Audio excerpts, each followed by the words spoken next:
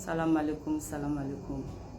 Nga bi video mba adressé la anga armée malienne na. Ka fo armée benyana cɛ fara muso kan. K'u bɛɛ ka yafa ma Ala kama kira kama. Ka da kan ye kuma min fɔ kuma fɔta tɛ. Bari u bɛ anw de ye, u b'anw ka lakana de ye.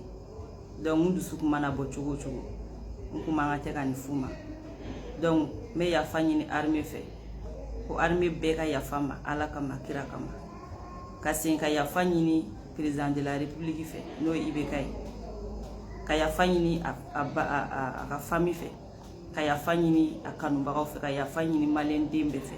Ka yafa ɲini a jɛɲɔgɔn bɛɛ lajɛlen fɛ. U ka yafa ma Ala kama kira kama. N ka taa n denninw kɔrɔ. Wa k'a fɔ ko ni ɲɔgɔn wɛrɛ tɛ n'an sɔrɔ tugun. Ka da kan mɔgɔ bɛ se ka fasoko kɛlɛ kɛ k'a sɔrɔ i ma nɛni kɛ, i ma dɔgɔyalima kɛ. N'Ala sɔnn'a ma ni ɲɔgɔn wɛrɛ tɛ n'an sɔrɔ tuguni. Donc k'u bɛɛ ka yafa ma Ala kama a kira kama. O de kun